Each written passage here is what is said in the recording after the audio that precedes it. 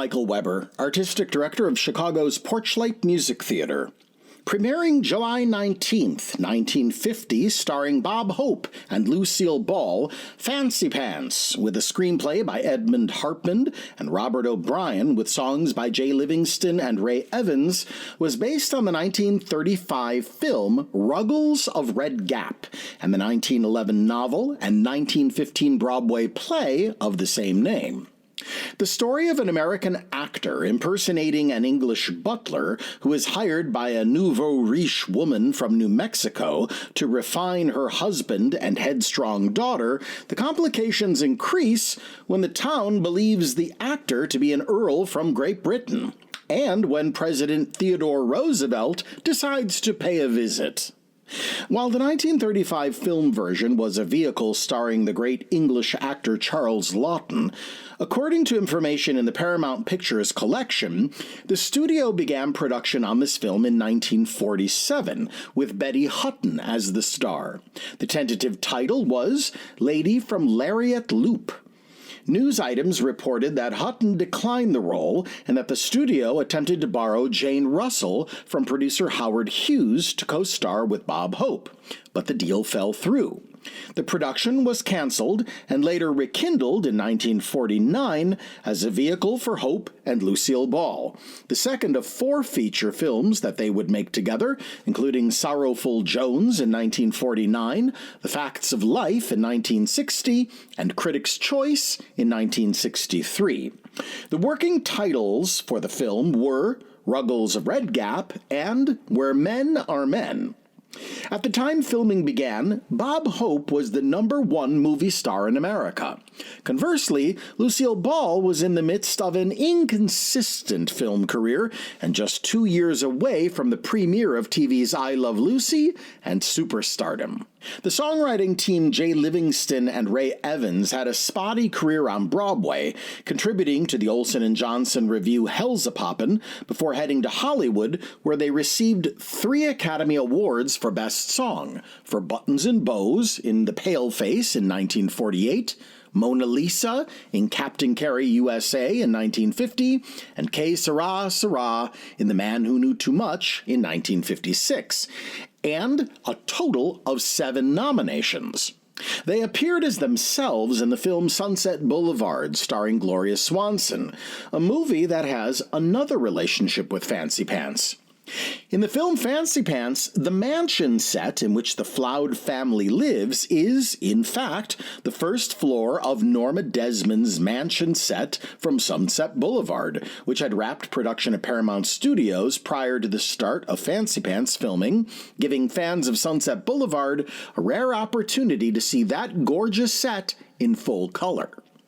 Fancy Pants production was delayed by a series of script changes and also by an accident which occurred on October 1st, 1949, in a scene involving Lucille Ball and Bob Hope on a mechanical horse, when Hope tumbled off and suffered a mild concussion and back injury. But filming soon resumed, and the film was greeted by pleased critics and boffo box office. For her musical sequences in Fancy Pants, Lucille Ball's singing voice was dubbed by Annette Warren, who also performed the same service for Ball in Sorrowful Jones in 1949. In this radio version, however, Ball does her own singing.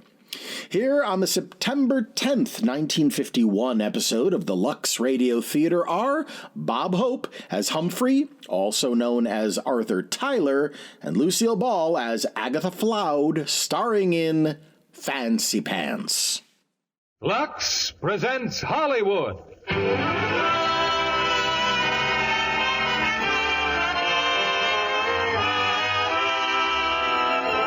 Lever Brothers Company, the makers of Lux Toilet Soap, bring you the Lux Radio Theater, starring Bob Hope and Lucille Ball in Fancy Pants.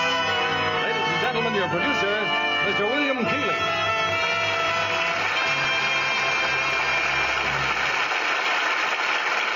Greetings from Hollywood, ladies and gentlemen. One of man's greatest gifts is that of laughter, particularly the talent for making other people laugh. Tonight, as our stars, we are fortunate enough to have 2 clowns, First, the unpredictable Mr. Robert Hope, and second, and by far the prettier of the two, Miss Lucille Ball. We will present this extraordinary team in their Paramount picture riot, Fancy Pants. Now, Fancy Pants was adapted from the novel Ruggles of Redgap by Harry Leon Wilson, and is a perfect vehicle for the talents of our versatile comedian, Bob Hope, and glamorous comedienne, Lucille Ball. You know, I think the glamorous comedienne is here to stay. No longer do our feminine comics wear frumpy clothes and funny makeups. They're chic, well-groomed, and just like our Lux girls, they guard their beauty with Lux toilet soap, which they know assures them the very best in complexion care. Now, Fancy Pants, starring Bob Hope as Humphrey and Lucille Ball as Aggie.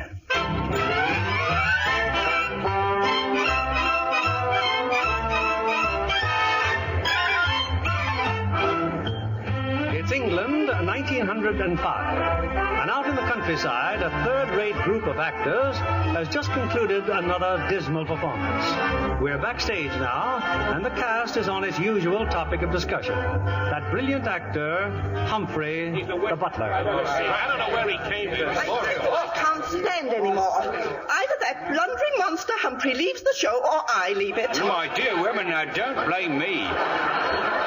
I'm only the stage manager. Oh, what's the use? We're not even making expenses. I suggest we all leave the cast and go home. Oh, Humphrey'll never go home. I know he won't. It's an American plot, I tell you, to ruin the entire British theatre. Perfectly right. A little applause, please. I'm about to make my entrance. Half-wit, idiot! Thank you, thank you. That'll do, please. That's enough remarks. There's no more room between my shoulder blades. You know, with a little concentration, I may become another Gromyko. Blundering American idiot. Fiend. Dracula! I'm making a cat battle of the water to make the native land. Now, if you'll all keep quiet for just a moment, I've got some news for you. Yes, what is it? It so happens that the young Earl of Grinstead was in the audience tonight. Royalty? Yes, and not only that, but the Earl of Grinstead has a proposition to offer you. Yes, now he's waiting in the office. Come along, all of you. Here we are. The entire splendid cast, I presume. Now, let me warn you, Earl. We're the finest actors in the British Empire, and we're going to be real tough to deal with. Now, what's your proposition? Well, We'll take it. Ladies and gentlemen, I recently have become acquainted with a rather intriguing young lady from America. Now, her mother is a nouveau riche, determined at all costs to inflict culture upon her daughter, Agatha. So I have invited Miss Floud and her mother to my country estate for the weekend to meet my family. Rather rash, eh, what? Since I have neither estate nor family. However, my friend Lord Twombly has lent me his home, and you, dear people of the theatre, shall enact the role of my family.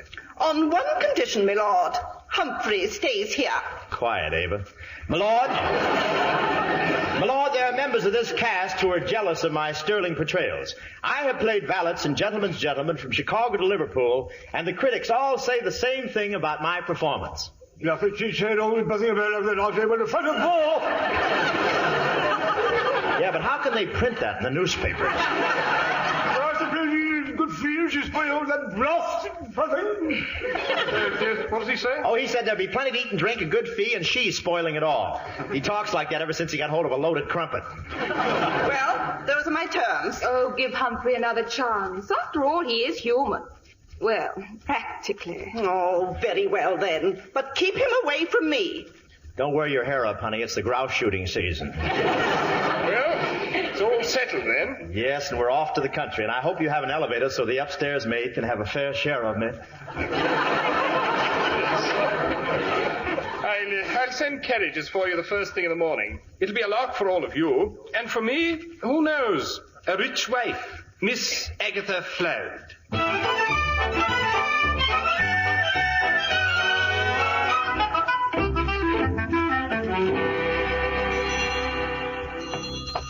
Coming. Howdy, Oh, good afternoon, Mum. Aggie. Well, you got a courtesy. How many times did I tell you? Oh, Mom. Good afternoon. Your wrap, Mum? I'll say, bought it in St. Louis. Solid ermine. Oh, I'm the butler. Oh, Oh! Thank you, I think so myself. His lordship awaits in the garden. If the two mums will just follow me. Aggie, what class? Wish we had something like that back home. Oh, Ma, somebody'd shoot him before we got him near the house. My lord, direct from America, presenting Mrs. Floud and Miss Floud. Oh, so good to see you. Thank you, sir. Now here are your guests. Hi, Earl. Oh, Miss Agatha, Mrs. Floud, my family. This is my mother, Lady Brinstead. Flattered to meet you, Lady Brinstead. Charmed. Do it, Aggie. Charmed. My cousin Rosalind, Duchess of Dover. Charmed. How do you do? Aggie. Okay, Ma, okay. Howdy, Dutchship. His Lordship the 13th Duke of Brinstead, my father. Oh, imagine I looked at my boss saying, "Don't let me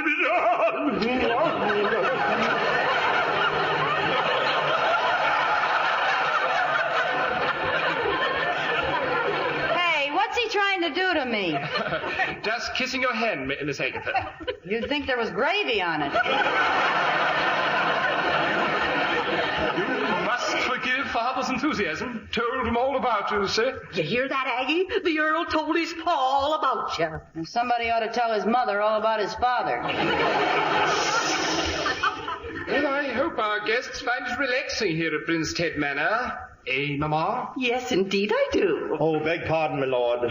Yes, Humphrey? Your monocle is smudged. You've been breathing through your eyeballs again. There you are. Anything else, my lord? Mustache wax, a touch of hair oil, perhaps? A whiff of stopette?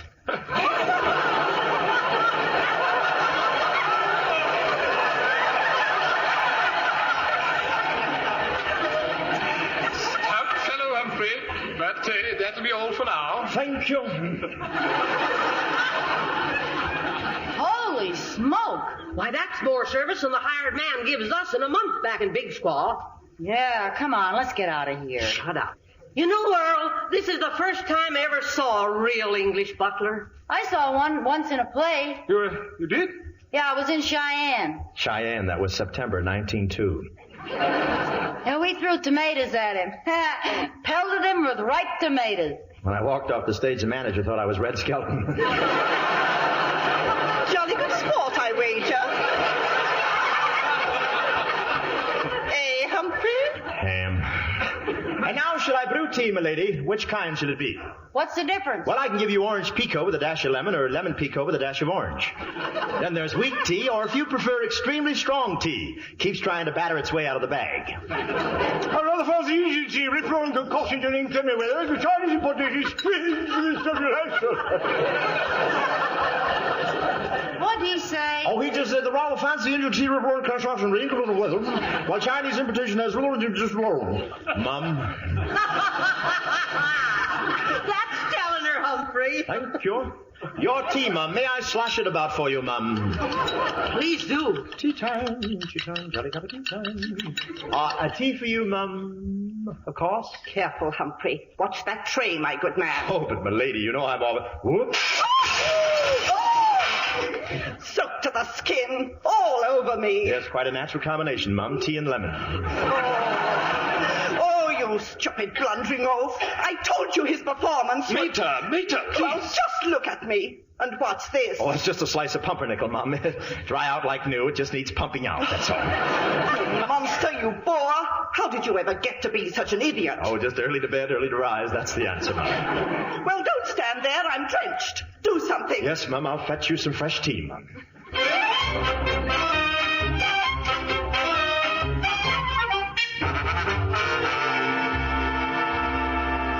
Humphrey. Over here, Humphrey. I want to chew the fat. So soon after tea, Mum? Shh. What do they pay you around here, Humphrey? 6 quid, 3 bob, 2pence halfpenny a fortnight, Mum.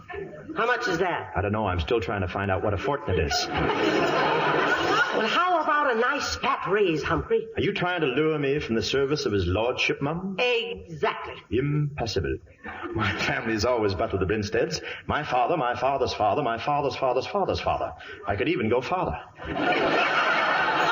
Now listen, son.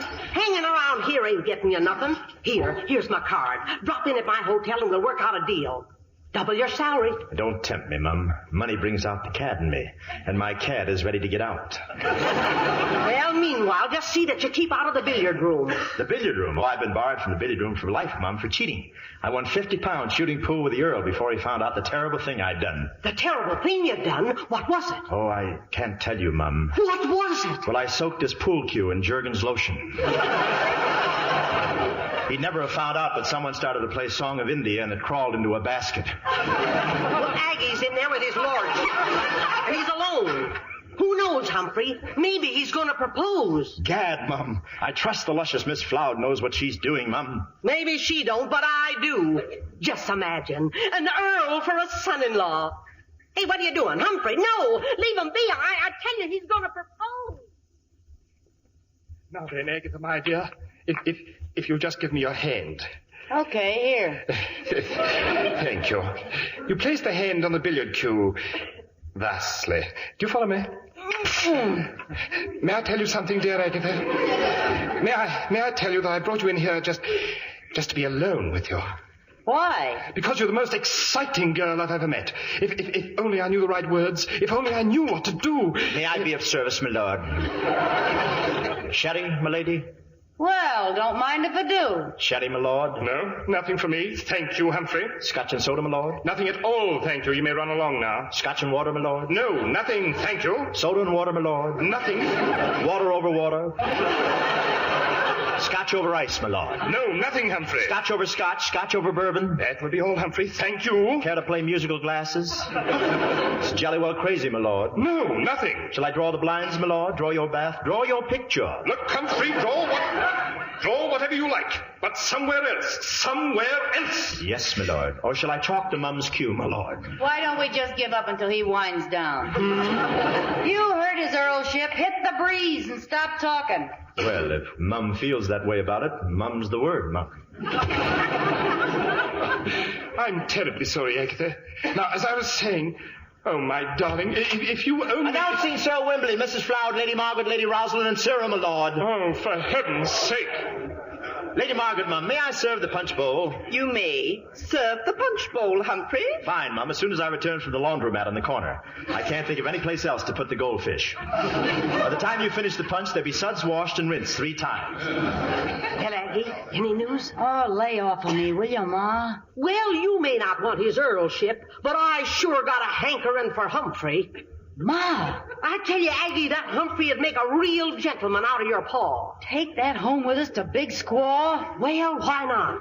You got bats in your belfry. I don't care. I'm going to get that Humphrey for your paw somehow. If Lady Margaret would only fire him. Oh, Pa, just feed him to the pigs. Get over there and shoot your pool. I gotta think. How am I going to do it? How? A little refreshment, Mum? Bavarian punch? Bavarian punch. A whiskey stirred with a Bavarian. No, I don't want any. Well, spiked, Mum. A little punch, Mum? Why, thank you, Humphrey. Make you fit as a tiddly and ready to wink. I'm warning you, Humphrey.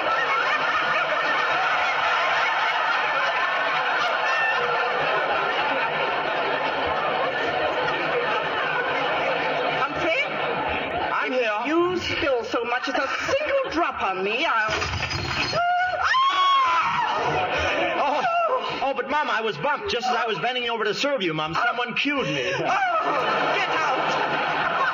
Get out! Look at me. You're fired, do you hear? And don't ever come back. Not tonight, tomorrow, or ever. Just get out. Stop beating around the bush. No! Get out! I know, get out. I know. Humphrey, double the salary, remember? For shame, Mum, stabbing me in the back. You know how ticklish I am through there. Who stabbed you? I just gave you a little push with the billiard cue. Well, you working for us now? Oh, big squall. You said it. We leave next week. Big squall. I'll pack me bags, Mum. Well, don't say it that way. What's the matter with Big Squaw? Oh, nothing, Mum. It's just that I hate the idea of living in a town that's named after Crosby. I got him, Aggie. I got him. Humphrey's coming home with us. Ah, Ma.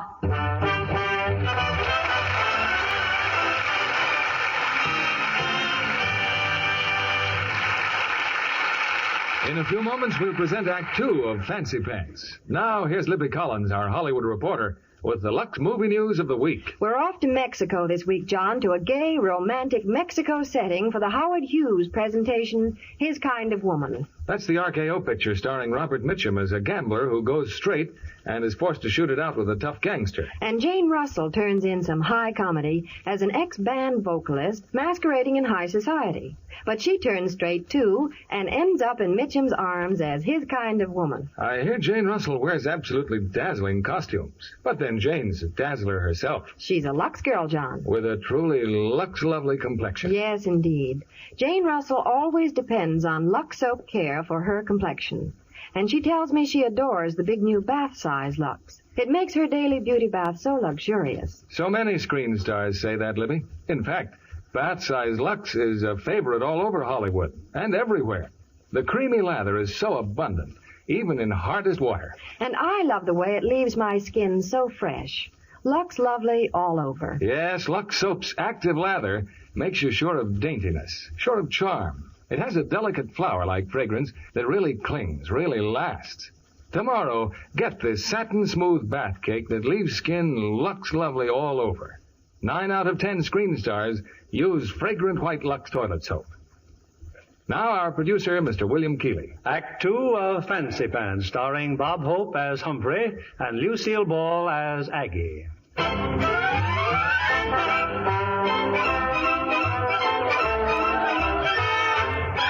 Well, it's 3 weeks later, and our hero, Humphrey, his acting career blighted, has arrived at the Floud Mansion in Big Squaw, territory of New Mexico. Mrs. Floud is showing Humphrey around the house, while Aggie and her father... Oh, I sure missed you, daughter. I sure did. Say, how come you're all sunnied up on Tuesday? Oh, it's Ma, Pa. She's taken to finery like a hog takes to slop. Yeah, sometimes I wish I never found all them gold mines, Aggie, and got so doggone rich. And now that we got a butler... Oh, Aggie, I'm in a peck of trouble. And it's all his'n fault, Humphrey's. Well, he is kind of lame-brained. First, your ma wrote me that some Earl was making goo-goo eyes at you. Then she sends me a telegram that she's bringing home a gentleman's gentleman. So, naturally, I figured it's the same fella. Huh? Say that again, Pa. Aggie, I've told everybody in Big Squaw that you and Ma was bringing home a Earl. You told everybody. Oh! Hey, what am I laughing at? And now the whole town's fixing to welcome him proper. Gosh, when Ma finds out, what'll I do? You won't have to do, Pa. You're gonna be did. Hey, no wonder Cart Belknap was so mad. Cart Belknap? Yeah, I saw him down at the depot. Couldn't figure out what was eating him. Piece by piece. Toughest hombre in Big Squaw, and Cart's mighty sweet on you, Aggie. There goes your problem, Pa. Cart thinks there's something between me and Humphrey, huh? Well, suppose I let him keep on thinking. Cart had cut out his liver and boil his gizzard in his own sauce, and after that he... Cheers, Pa, here they come. Ma and him. Well, there he is, Humphrey. That there's Mr. Floud. Howdy. Howdy, sir. Now, let's get one thing straight, Humphrey. I take care of myself, see? Oh, that's quite obvious, sir. In the house, I always go around in my shirt sleeves. Anything wrong with that? Oh, no, sir, nothing at all, sir. But wouldn't it be better if you wore a shirt with them? Just a suggestion, of course. Don't let me rush you into anything. Humphrey, I want you to meet our hired help. Get in here, boys. This here's Wampum, our Indian foreman, and this is Wong, our Chinese cook. Boys, meet Humphrey. How do do? Oh, they do. All right, Humphrey. You can start right now lecturing Mr. Floud. Humphrey, your first doorbell. Go on, see who it is. Thank you. Oh, greetings. How do you do, Excellency? All right, folks, all together now. Welcome to Big Squaw, Your Grace. Your Grace? But who, me? Howdy, Mayor. So good to see you all, my dears. Come on in. Oh, Effie, you're so lucky. Congratulations, Mrs. Flower. Humphrey, ain't he elegant? She calls him Humphrey, his first name right to his face. Oh, a real genuine Earl. Oh, this certainly makes you the queen of Big Squaw society, Effie. Me, queen? Silly, isn't it? Your lordship, your tie. Let me fix it. I'll double your salary, double everything. Only don't let 'em know you're just the butler. Oh, well, in that case is Humphrey, Earl of Brinstead, and on behalf of my hostess, allow me to welcome you all to Floud Manor. Oh, your lordship, it's 2 minutes past your tea time. How can you endure it? Sheer grit. Shall we tee off then? Oh, ladies, please, if you line up in alphabetical order, you may breathe down my neck, one at a time. He's so whippy, Effie. Oh, this is a fun group, isn't it? This way, your lordship. Hey, Waffle, bring out the tea. Oh, and don't forget the crumpets. What is crumpet? That's a bagel with a thyroid condition. Now tell me, Earl, how do the American women compare with your English women? Oh, I think you American women are much prettier. How about your horses? Oh, I think your American women are even prettier than our horses. Hey, where are you? Sorry, Ma. Haven't I asked you never to enter a room without dropping a curtsy to Humphrey the Earl? Yeah, Ma, I know. Dear, dear Earl, what would Lady Maud say? No carnation in your buttonhole. Oh, I can't wear them, you know. It turns my medals green. Carnation, ladies. Here, you may shed it. Oh, Earl, please tell us about your medals. Yeah, some experience I could write up in the paper. Nothing doing, folks. His earlship's kind of pooped. Oh, no, not at all. Not at all. Now, let me see. Which medal shall I explain first? Oh, yeah, I think it was my first year of service in Africa. I was a mere lieutenant at the time. Well, those native chaps were becoming very nasty, meant to wipe us out, you know. They were only waiting for the end of the monsoon. Monsoon, that's French for mister. Thank you. Well, Colonel Jothergill drew me aside. It's 3 against 1,000, he muttered. We had to have reinforcements. No man could get through. The Earl was just a boy at the time. No, I was 13, as I remember. Oh. Well, Colonel Jothergill, old Spit and Polish, we called him lovingly because he was always spitting and he was Polish. Well, sir... there we were, 3 against 1,000. Oh, how horrible. Stimulating, though. Then Colonel Jothergill told us the worst of it. Stiff upper lip, he muttered, starching his mustache. You'll have to face it, chaps. There was no more tea. They'd cut off our Liptons. Oh, they'd pay dearly for this. We'd sell our lives at a fearful price, but how to stop them? How to get out of it? How? How? But... there was no more time. They were storming the fort now. 3 against 1,000, mind you. Oh, you're wonderful. Yes, there I was with a spear through my supple young body. Didn't it hurt? Only when I laughed. Well, I drew my cutlass. I drew it. I started to hew my way through them. Oh, well, if you dear peasants will excuse me, If you'll excuse me, well, I always take a nap before tiffin. But your lordship, what happened? How did it end? Oh, the encounter. Well, we finally put them to rout. But we all agreed that they were 3 of the toughest rascals we'd ever fought. Cheerio! Gad, what a performance.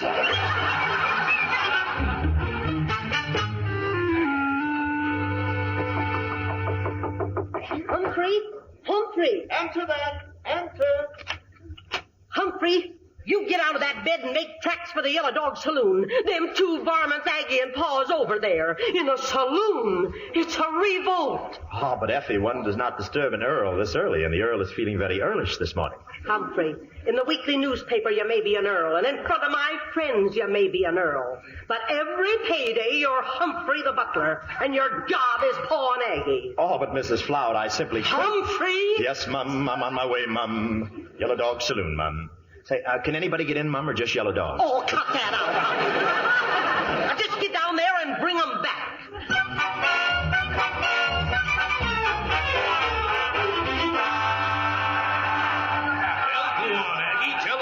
Of your big idea. Yeah, go ahead and tell him, Aggie. Well, boys, Pa and me come down here because we knew as soon as Ma found out we was gone, she'd send Fancy Pants, that is the Earl, down here to get us. Only meantime. Yeah, only meantime, I sent word for Cart Belknap to come over. So hang around, boys. Figure we might see something real interesting. Aggie, look who's walking in. Fancy Pants. Come on in, Humphrey. Boys, I want you to meet our new boarder, the Earl of Brinstead. Earl, the boys of the Yellow Dog Saloon. No, don't get up. You'll muss up the sawdust. Begging your pardon, young mum, but the maid has requested that you both return at once to the manor. What's wrong with our manners here? Oh, come on, Humphrey, sit down.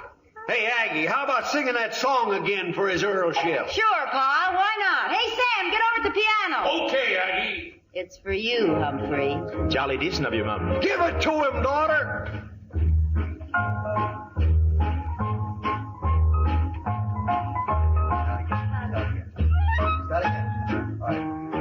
Hey, fancy pants, you're a pussyfootin' critter. When you see a gal, you skitter. Hey, you!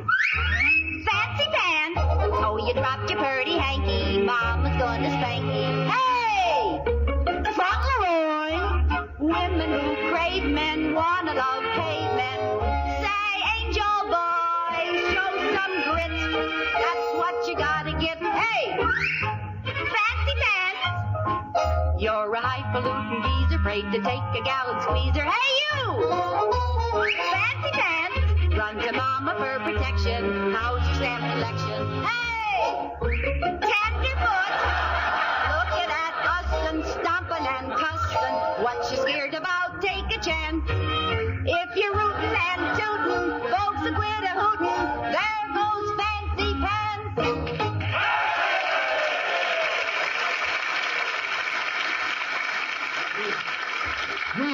Fancy pants. Oh, I was just kidding, Humphrey. Now, why don't you tell the boys about the time you were in India? Oh, yes. By Jove, what a moment that was. In all India, I'd never come across a more ferocious beast. There it stood in the pitch black night, its immense size completely dwarfing the elephant I was riding. Oh, yeah? How could you tell how big it was in the dark? Cart. Oh, Humphrey, I want you to meet my boyfriend, Cart Belknap. Shake hands with his earlship. Put her there, stranger. Oh, well, any friend of Miss Agatha's is a friend of... What's the matter, stranger? Get up off the floor. Oh, that's fine Western hospitality. You do that again and I'll report you to Spade Cooley. Well, jolly meeting you, sir, but I fear it's crumpet time. I must be jogging along. Stay where you are. Yeah, you were looking at the great big animal in the dark. I was? Oh, I was. Yes. Well, its white coat stood out, the largest polar bear I've ever seen. Must have been at least... Polar bears don't belong in India. Yeah, that's what I kept telling him. Well, he kept coming toward me. I kept retreating step by step. What happened to the big elephants you were riding? Well, he'd gone to Washington to get ready for 52.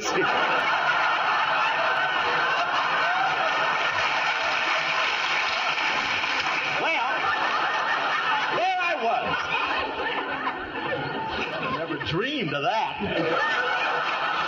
Well, there I was, alone, unarmed, except for a spear that a friendly native had left lodged in my chest.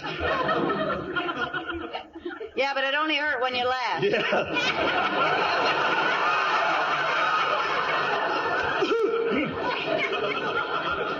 I withdrew the spear, staggered back, weak from the loss of blood, and well, it's crumpet time. I better be jogging. You know what I would have done to that big old bear?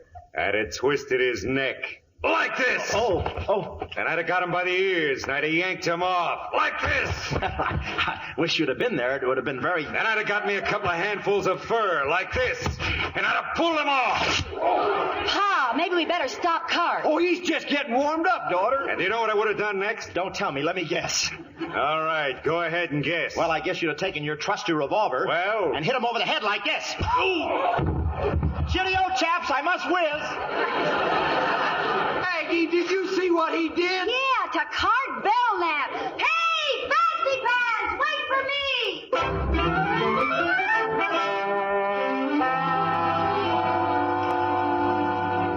Now, just a minute, Mr. Mayor. Catch your wind and say that over again. It's true, Effie, it's true. President Teddy Roosevelt, he's making a tour through the Western Territory, so I sent him a telegram about the Earl, and he wired right back that he'd be delighted to come here. Land of Goshen, President Roosevelt. Of course, he can stay right here in the house with you, can't he, Effie? Here in my house? Oh, Mayor. Well, I gotta start organizing my committee. Goodbye.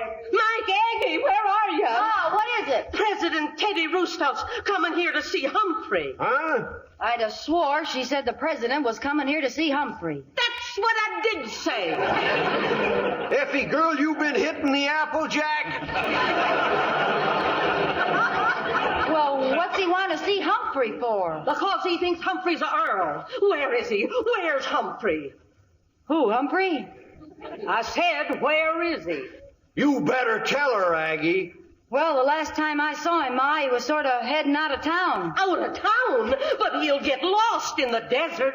Well, all of a sudden, he got kind of lonesome for London. Oh, you two. I might have known you'd do something like that. Now, Ma, we can't You help get it and go on after him, and don't you come back here without him. Now get! Get!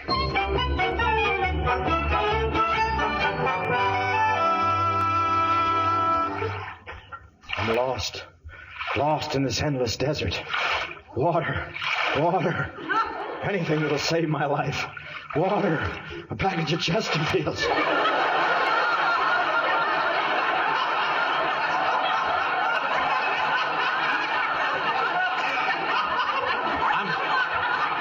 I'm going mad, I tell you, mad. The sand, the heat. I'm too young to die. Too young.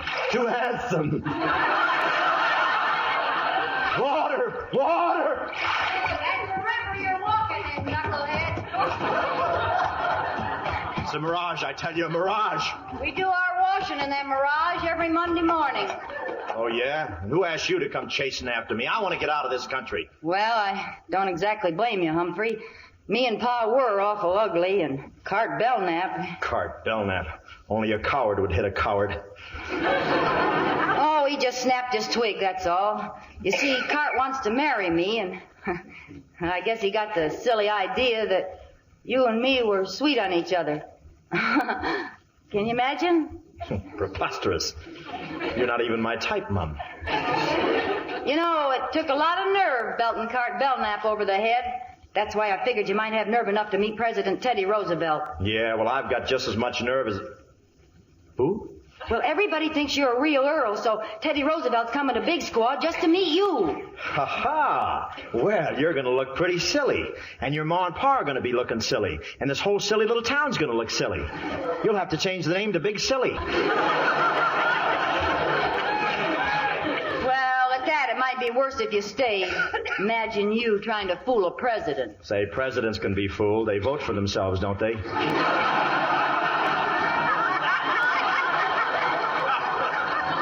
Besides, I made you think I was a butler. Well, that's easy. You are. Look, I've been waiting a long time to take some bows for my performance. I'm no Earl, I'm no butler, I'm not even Humphrey. Huh? My name is Arthur Tyler, and I'm an actor. Afra, Agva, and Sag. And paid up. Actor? Gosh. Well, why did you pretend to be a butler? Because I was stranded in England. Flat broke. Gee, a real actor. Playing an English Earl for President Roosevelt. With me and Ma and Pa to applaud. Yeah, and I'd be the star. That's a step up. And an audience of 3. That's a step up. Sure. Besides, there's a lot of innocent people down in town depending on you, Humphrey. I mean, Arthur. Innocent? How about Cart Belknap? Would you tell him we don't mean anything to each other so he'd stop trying to put my head in his trophy room? Well, sure. I'll tell him that we don't mean a thing to each other. Well, there's my horse, Humphrey. Let's get back to town. Ah, yes, the horse. I hope you don't mind riding double. Double, Mum? Wouldn't think of it. Oop, there we go. Oop. There. You all set, Mum? Perfectly comfortable, Mum? Oh, sure. Let's go. Later on, if your feet start hurting, maybe you can ride the horse.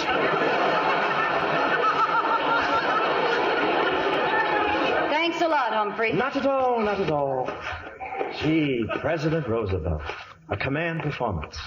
We accept the role, Mum, but for a one-night stand only. Then I must go on tour. What a ham bone. Wait till my agent hears about this. Yes, Mr. President. As Humphrey, Earl of Grinstead, I can assure you, sir. Oh, but of course, Mr. President, of course.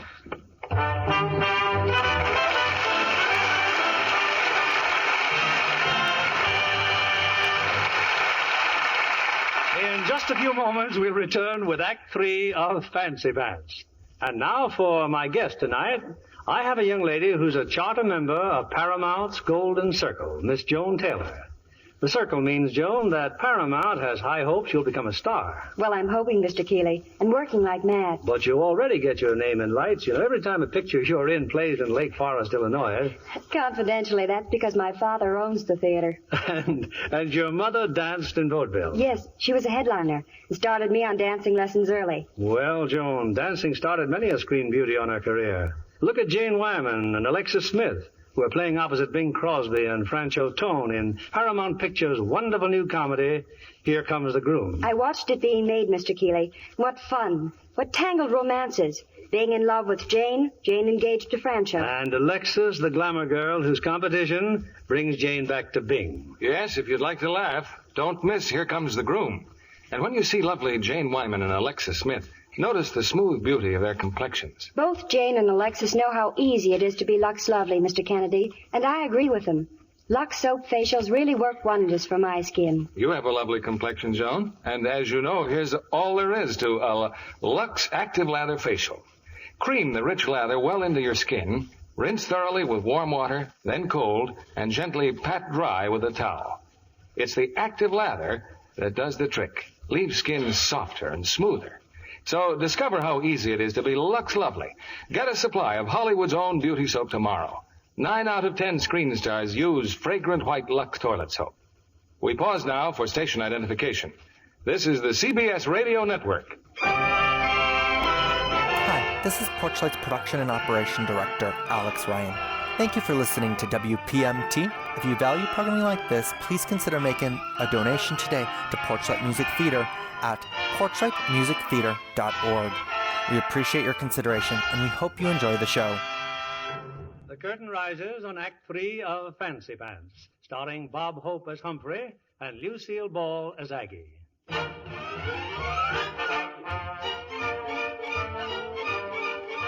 biggest day in the history of Big Squaw is at hand.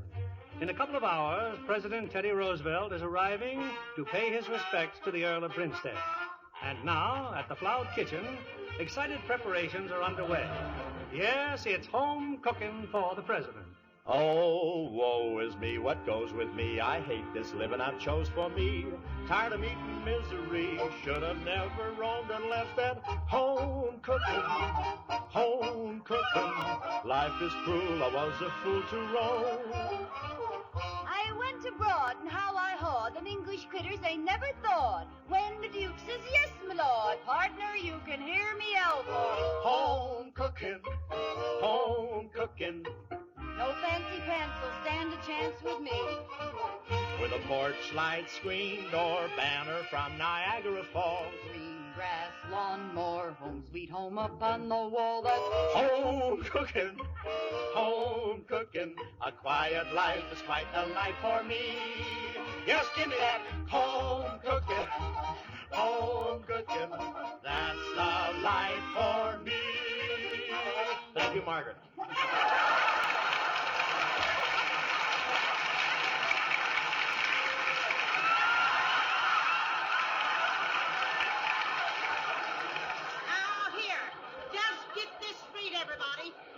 This here dinner party for President Roosevelt's coming off right.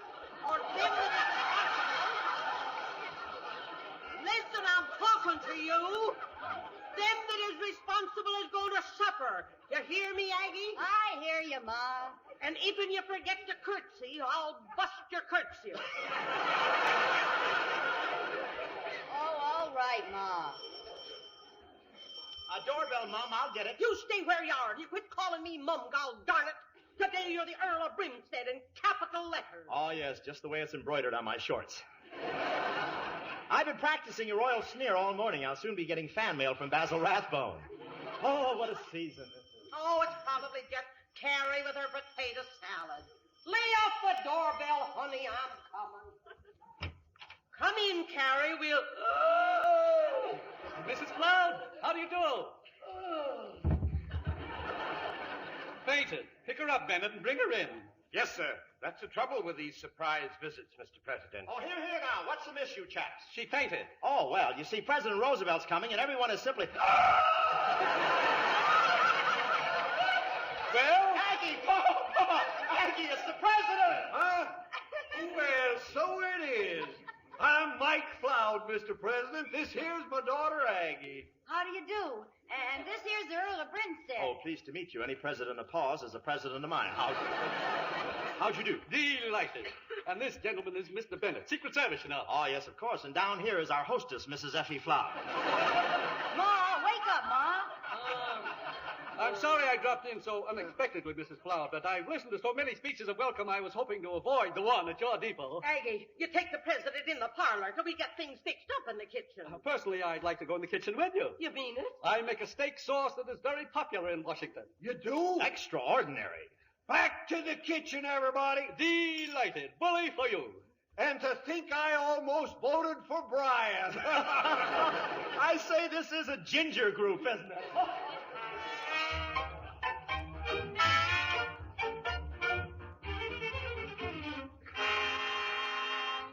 Now, there you are, Mrs. Cloud, my steak sauce. Now, who wants a taste? Gee, sure looks good, don't it? I still think it needs a little more cooking, Sherry. Paul. Well, perhaps another dash of sherry wouldn't hurt. Oh, nonsense, Your Honor. And you keep your nose out of the president's recipe. Doggone it, Effie. There was plenty of sherry in your cooking before we got married. Why, Mike Floud, are you insinuating that... Gee, Ma, if you'd used stronger sherry, I bet I'd be 2 years older.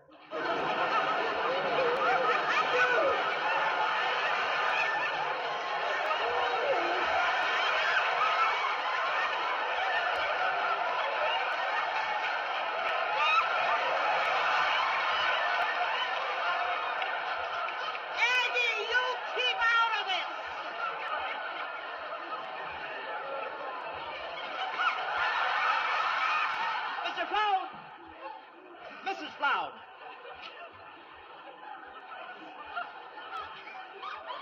Mr. Floud! Mrs. Floud, after all, the president's on his vacation. Do you want him to think he's back with Congress?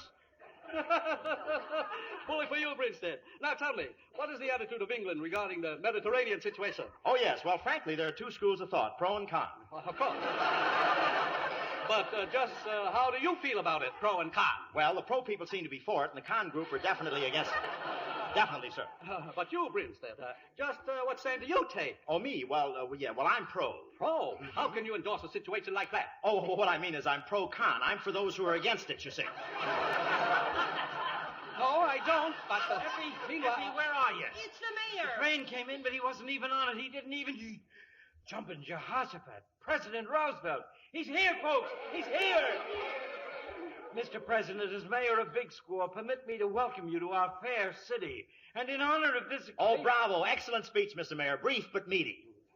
Thank you, Mr. Mayor. Thank you all. But I've got a whole lot more to say. That's all right. You can mail it in later, Mayor. Thank you. Everybody get a plate and pitch right into It's free, you know. Everything's free. I want you to try some of the venison, Mr. President. Aggie here shot it herself. Bully for you, ma'am. If only I had time, I'd do some hunting. Oh, what we ought to have is a fox hunt. Oh, yes, they're fun, especially if the fox is riding a fast horse. Over hill and dale, yoicks and away, all that sort of tittle. Blasted shame you have to be pushing off, Mr. President. After all, I do have a schedule. Bad show. Disappointing to the hounds, you know. Why, Dad, we won't disappoint the Brinstead. Oh, Bennett. Yes, sir. We're staying over. See about the train. Yes, Mr. President. And you, Brinstead, you shall lead the hunt. Me? Tomorrow morning. Oh, but We'll spend the whole day on horseback. The whole day on horseback. I may find a new place to put my Dr. Scholl's foot pads.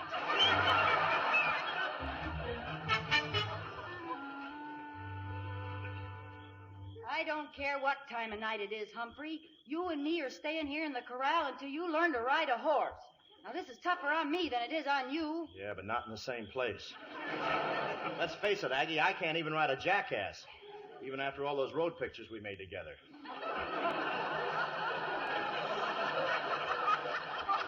That goes with Here Comes the Groom, doesn't it? I can stay on a horse. I can stay on a horse when he walks, I think, but I can't go out there riding in any fox hunt. Playing an Earl was easy, but all I ever hunted was a job. Well, I ain't asking you to ride just for Big Squaw or for Pa or Ma. It's for me, Humphrey. Me? I mean you? The first time I saw you, I said to myself, here's a dirty, low-down, lily-livered coyote. Then, as I got to know you better, I figured you for a filthy, sneaking rat. Yeah, I grow on people like that. But then again, you remind me of a little old chipmunk I had when I was a kid. Only thing I ever loved. Same look in the eye as you got. I'll never forget how he looked at me just before he went west. California? Dead. Smog poisoning, huh? Clark Belknap shot him. Hey, did you ever tell Cart Belknap that we didn't mean a thing to each other? Well, not yet, Humphrey, but I was fixin' to. Well, don't. Huh? Well, I don't like my women to be lying. You mean you aren't running out on us? Nothing's going to stop me now, maybe not even a horse. Oh, Humphrey, would you kiss me? Nobody'll see. It's dark out here.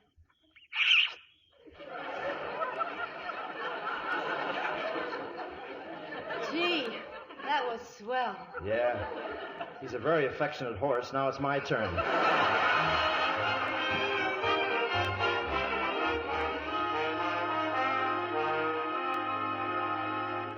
Bully idea, this fox hunt. Bully! Well, may not be exactly like England, Mr. President, but the fox will never know the difference. Ah, here comes Brinstead. Tally ho, pip pip, everyone. Top of the morning, Your Excellency. Thank you, Brinstead. Splendid day for the...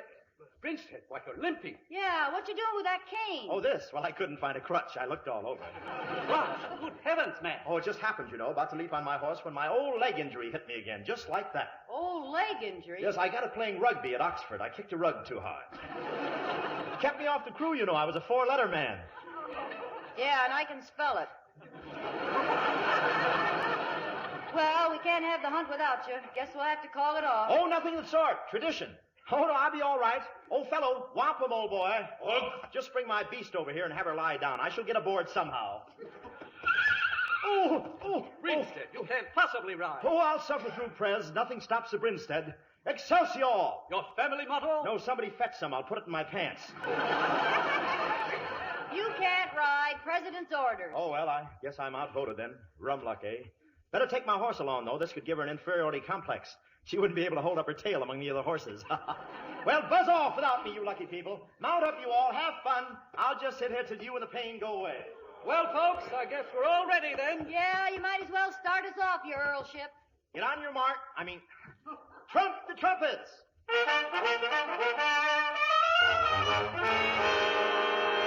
Unbox the fox. Hey, look at him go. Must have a date with another fox. Unbound the hounds. Lights away. Wampum. Oh. I shall be in my room. Be a good fellow and buzz me when you hear them returning. Oh, hey, all of a sudden you walk pretty good. Here's a buck. How do I walk now?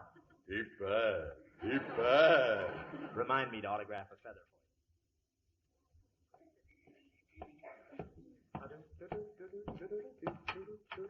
Come on in, your lordship. Belknap. I've been waiting for you. Clark Belknap. Sorry about your bum leg, your lordship. You do ride, don't you? Ride, my dear fellow? I was born in the saddle. Mama got a bad break with the traffic lights. That's very funny. Now, let's see you laugh your way out of this one, Mr. Tyler. Tyler? Who's Tyler? You are. I've been looking around your room and I found this. Put down that scrapbook. You're wrinkling the lace. Put it down. You heard me. Put down that scrapbook. Put it down, I say. Why should I put it down? So you can help me pick up my teeth. Shut up. Full of newspaper clippings, ain't it? Like this, for instance. Arthur Tyler, an American and an actor, but not a very good one. Well, I was a British critic, and they didn't like American actors then. That was before the loan. But look at here. It says Arthur Tyler gives a standout performance. Only that ain't all it says. He stands out as probably the worst performer who ever... Oh, you admit you're Tyler, huh? Oh, of course not. I'm Humphrey, Earl of Brinstead, pip-pip, tally-o, and all that sort of there. Then what's his scrapbook doing under your pillow? Well, I like to sleep with my head high. You know, the president and the whole town's going to be real upset when they find out how you and them Flouds try to make fools out of him. Oh, but Mr. Belknap, surely you're not going to tell them about it. I mean, not so much for me, but for the Flouds. They're such nice people. Especially Aggie? Yeah, that's right. I wouldn't miss this for $1 million. Well, cheerio, Mr. Tyler. I'll put a real good finish in your scrapbook for you. Your funeral notice. You can't do it. You're not going out of this room with that scrapbook. Oh, no? No. So long, Humphrey. I'll unlock the door as soon as they get back from their fox hunt.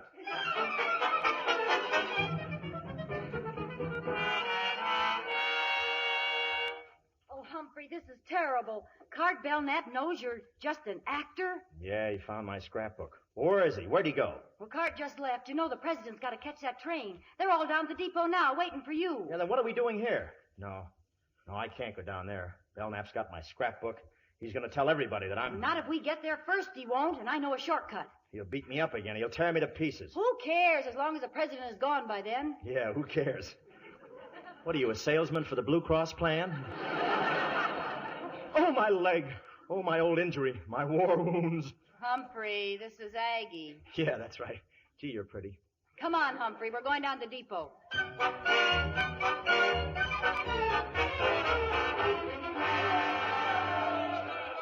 Grinstead, how good of you to see me off. But what happened to you? Well, I was determined to reach the train before you left, sir, but I fell down twice for every time I got up. Bad leg, you know, sir. Starts at my hip and goes all the way to the floor. You shouldn't have attempted it, the condition you're in. Well, you should see the condition I'll be in. Oh, but don't worry about me. Splendid hunt, I hear. I wish I'd been there. Perhaps we'll hunt together sometime when you come across the big pond. Delighted, Vincent. Bully of you. Bully! I have put on a little weight. All right, Mr. Bennett. You can start the train. Yes, sir. Start the train! No, wait, Mr. President. You and this whole town ought to know what the clouds and that fake Earl's trying to put over on you. What are you talking about, Belknap? Why, he's just a cheap little actor. What's this? The most humiliating thing Why I shall return immediately to He's England. a fake. In this book, I gotta prove it. Give me that book. Come back here. Stop him, somebody. Stop him. So long, Aggie. So long, Paul. So long, Effie.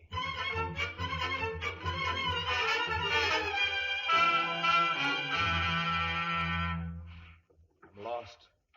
Lost in this endless desert. Water. I'm going mad, I tell you. Mad.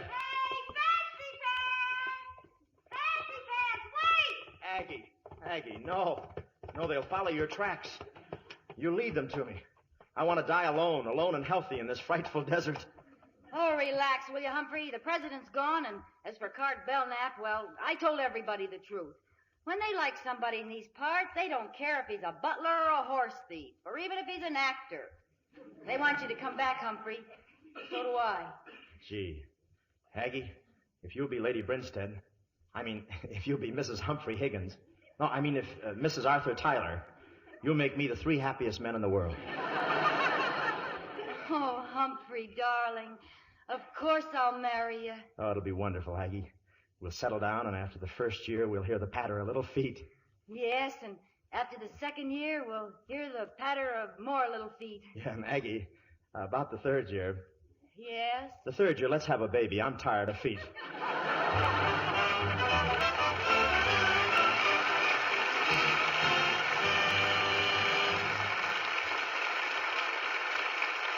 In just a few moments, we want you to meet our stars in person, and Mr. Keeley will tell you all about next week's show. But now, here's Libby Collins with a big piece of news for you. You mean, John, with a big question for everyone? A question? Yes. Who is the lovely Lux girl? Or perhaps I should put it this way. Can you identify the portrait of the Lux lovely Hollywood star whose eyes are masked out? Her picture's appearing in newspapers all over the country, on posters, in grocery stores, everywhere. Oh, she's the mystery star in the big Lux Girl contest. And it is a big contest. $60,000 worth of prizes.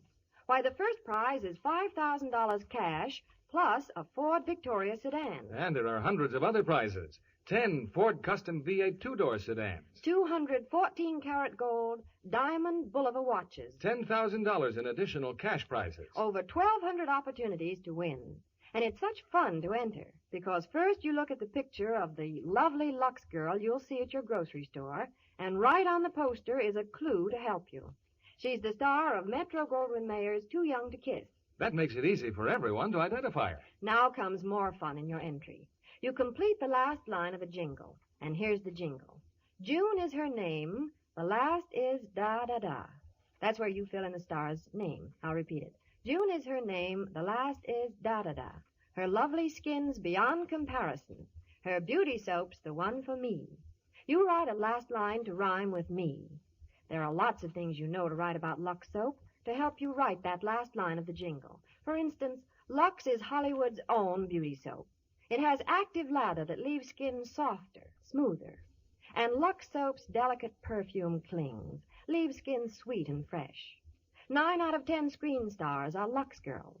So go ahead, enter this big Who is this lovely Lux girl contest right away. Get the entry blank at your grocer's tomorrow. It gives you all the rules, the jingle, and the address.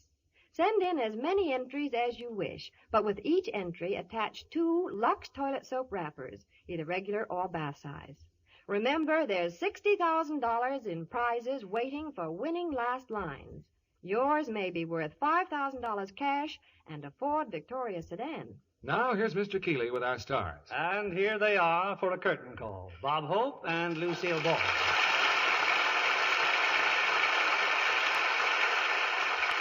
Lucille, Bob, we want to thank you doubly for making us forget our troubles for an hour. Always nothing at all, Bill. Always glad to do a benefit.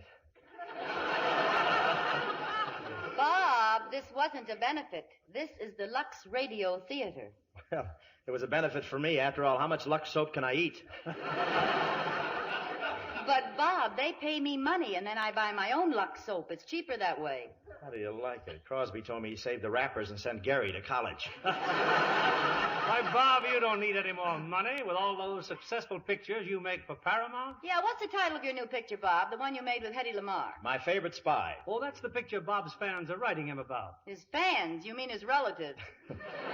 Hold it, Lucy. Yes, they write in, but it's different from your Lux Girl contest, Bill. Anyone anywhere in the world has a chance to have the world premiere of The Favorite Spy right in their own living room. And guess who'll be their guest for dinner? I knew you'd try for a free meal somewhere along the line. Seriously, Bob, that sounds like a wonderful idea. I'd like to enter myself. I'd rather enter the Lux Girl contest because I am a Lux Girl. It's my favorite complexion care. Well, if you want to enter this contest, you write me to Bob Hope Contest, Hollywood 38, and tell me why you think the world premiere should be held in your home. The person who gives the best reasons will find me and the picture parked in their living room with all the trimmings of a big Hollywood premiere and a few publicity men. That'll make 3 of me, all told, because naturally with my personality, I play a dual role in the picture. Can you imagine seeing a movie with 2 Bob Hopes in it? How about Lux Radio Theater next week, Bill? Well, it'll be another Paramount picture with a very famous title. One of the top dramatic successes of last season, Sunset Boulevard. And from the original cast, we have the 2 stars, glamorous Gloria Swanson and that talented actor, William Holden.